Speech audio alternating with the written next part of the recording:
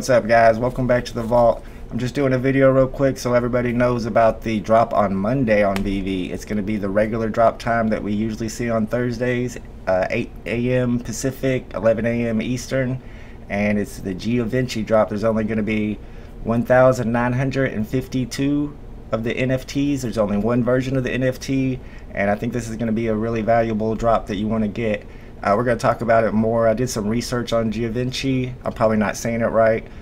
Here in Indiana, we actually don't see a whole lot of high fashion. It's mostly Levi's and Wranglers, but I did look them up and they look very promising. So we'll get to that, but first I wanted to go over my drops from yesterday, Superman and Slimer. I did use the Ethernet adapter. I had that connected for both drops, and it was pretty successful. On the first drop, I was able to snag number 0282. I didn't have my recorder on for that drop, but I was very happy with the results. I ended up selling that for 450 gems and then reinvesting that back into another Superman for the floor at the time, and then I picked up one of my favorite NFTs, the Penguin. For the Slimer drop, same thing. I had the Ethernet adapter equipped, I had my clock gated, I was ready to go, and I got sub 1000 mint 0891, and I went ahead and sold that back for 150. So using the Ethernet adapter definitely helped me out yesterday, as I was explaining to some other people who have used an Ethernet adapter but it didn't gain any advantage from it. I think it's all about what type of internet service you have and what type of phone you're using. Here at my house I have a mesh internet where it switches back from 2G and 5G, but for some reason my phone never connects to the 5G connection. It only connects to the 2G, so I think whenever I connect it with the Ethernet cable, that gives it that 5G power and gives it that speed, and that's helping me get some low mints in the drop. So whether or not it's going to help you depends on your internet service. If you're able to connect your phone to 5G already, then it's probably not going to help you very much. When it's only a $15 investment and it can 5x your gain from 1 week, it seems like a good deal to try it. I noticed during the Superman drop that some people were able to get 2 of the Supermans even though the limit was 1, and I wasn't quite able to figure out how they were doing it until I watched the Gel's video. Shout out to the Gel. He posted his video of the Superman drop, all of it from the beginning to the end, and he was able to get 2 Supermans. And you can tell from looking at his video that the buy now button changes to the max limit reached button after you've got your first, maybe ultra rare, in this case Superman, anything that has a limit of 1. But once it goes to sold out, that erases that max limit reach button, and that max limit reach button is the only thing telling the app that your limit has been reached. So once the sold out button cancels that out and you go in and back and forth, and people are not completing their reservations, they're getting dropped back onto the stack, then you're able to purchase as many as you want because you no longer have that maximum limit on your account.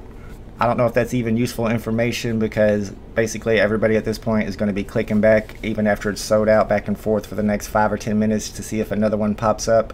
Alright guys, we're trying to find out more about Givenchy. The first thing I noticed, of course, is their parent company, which is the parent company to a lot of really big brands. And when I looked into some articles written recently about luxury brands, this one here shows them between Porsche and Ferrari and says that it's the sector's fastest growing brand, up 74%. So it's the fastest growing brand in the luxury and premium sector. That's got to be good. I also saw here in this Yahoo News article where it says that Givenchy is the first beauty brand to launch an NFT in support of the LGBTQIA+ cause this Pride Month. And the French house has teamed up with London-based gallerist Amar Singh and the artist of Rewind Collective to offer a digital work that will be sold in limited edition of 1,952 copies in aid of the Le Mag Association. You can see here, looking at their website traffic over the last year, how much it's risen lately, so you can see that it's definitely a brand that's on the rise.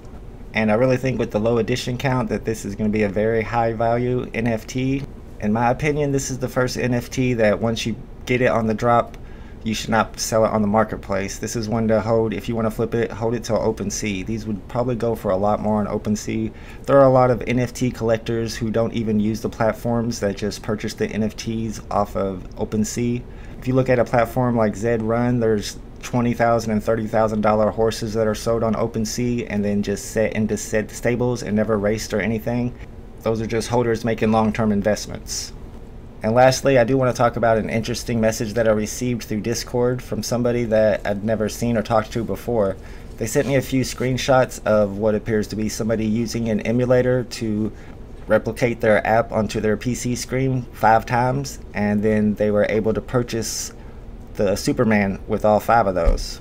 The person asked me to leak the information, which I could see why they'd want to do that, but I thought I would talk to Rhys about it first and see what their response was. And Rhys let me know that he passed that information off to the developers, and he also stated that the last updates that they wrote out cut out a lot of the bots and emulators already, but as he gets more information like this, they're able to catch the newer emulators that are found. So I am grateful to that person for passing that information off to me. I doubt they want me to put their name out or anything though, but thank you.